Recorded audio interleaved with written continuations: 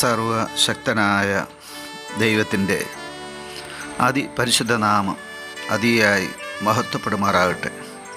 നിങ്ങൾ ശ്രവിക്കുന്നത് Jesus voice message. എല്ലാ ശ്രോതാക്കൾക്കും കർത്താവായ യേശുക്രിസ്തു നാമത്തിൽ സ്വാഗതം. അല്പസമയ ധ്യാനത്തിന് ഒരു തിരുവചനം വായിക്കുന്നു. വിശുദ്ധ യോഹന്നാൻ എഴുതിയ സുവിശേഷം അധ്യായം 6, 40 തിരുവചനം. പുത്രനെ നോക്കിക്കൊണ്ട് അവനിൽ വിശ്വസിക്കുന്ന ഏവനും നിത്യജീവൻ ഉണ്ടാകണമെന്നാകുന്നു എൻ്റെ പിതാവിൻ്റെ ഇഷ്ടം. ഞാൻ അവനെ ഒടുക്കത്തെ നാളിൽ ഉയർത്തെഴുന്നേൽപ്പിക്കും. കർത്താവിൽ പ്രിയരെ,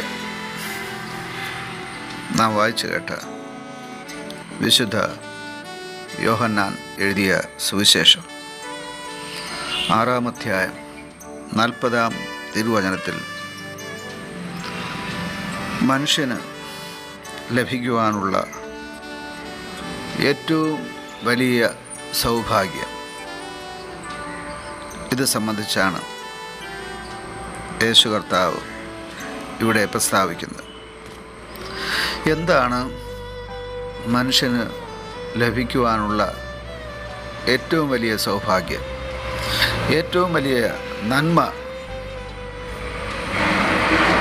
ഈ ഭൂമിയിൽ 70, 80, 100 വർഷം ജീവിച്ചിരുന്ന് ധനം സമ്പാദിക്കുന്നതാണോ, മറ്റു ഭൗതിക വസ്തുക്കൾ സമ്പാദിക്കുന്നതാണോ? ഇതൊന്നുമല്ല ദൈവം ആഗ്രഹിക്കുന്നത്. മനുഷ്യൻ്റെ ഉപജീവനത്തിന് നാം കഠിനാധ്വാനം ചെയ്യുന്നു, ധനം സമ്പാദിക്കുന്നു.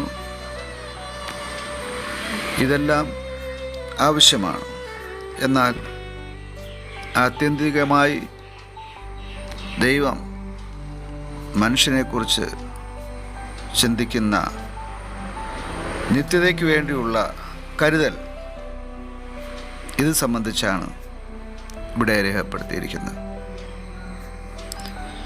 പരിശുദ്ധാത്മാവ് നമുക്ക് നൽകുന്ന സന്ദേശം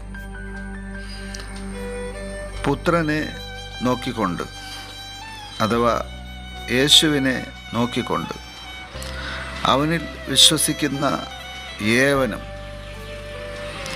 നിത്യജീവൻ പ്രാപിക്കണം.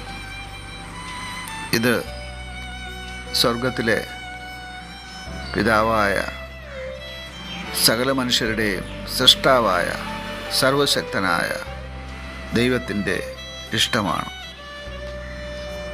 ഈ കാര്യത്തിലാണ് ദൈവം പ്രസാദിക്കുന്നത്. മാനവരക്ഷയ്ക്ക് വേണ്ടി സ്വർഗത്തിലെ ദൈവമെടുത്ത തീരുമാനമാണ് അവിടുത്തെ വലതുവശത്ത് വസിക്കുന്ന, അഥവാ സ്വർഗത്തിൽ ദൈവത്തിൻ്റെ വലതുവശത്ത് വസിച്ചിരുന്ന ആ ദൈവപുത്രനെ ഈ ഭൂമിയിൽ മനുഷ്യരുടെ പാപങ്ങൾക്ക് വേണ്ടി മരിക്കുവാൻ അയക്കുക എന്നുള്ളത്. ഇത് സ്വർഗത്തിലെ ദൈവത്തിൻ്റെ തീരുമാനമാണ്. ഈ തീരുമാനം സ്വർഗത്തിലെ ദൈവം എടുക്കുവാൻ കാരണം മാനവരക്ഷയ്ക്ക്, അഥവാ മർത്യൻ നിത്യജീവൻ പ്രാപിക്കേണ്ടതിന് മറ്റൊരു മാർഗവും ഇല്ലാത്തതുകൊണ്ടാണ്. അതിനാൽ ഈ അന്ത്യകാലത്ത് ഈ ഭൂമിയിൽ നാം ജീവിക്കുമ്പോൾ ഈ സത്യം തിരിച്ചറിയുകയും ദൈവപുത്രനായ യേശുക്രിസ്തുവിൽ വിശ്വാസം അർപ്പിക്കുവാൻ നാം നമ്മെ സമർപ്പിക്കേണ്ടതായിട്ടുണ്ട്. മറ്റൊരു മാർഗവും വേദപുസ്തകം നിത്യജീവൻ പ്രാപിക്കേണ്ടതിന് നിർദ്ദേശിക്കുന്നില്ല.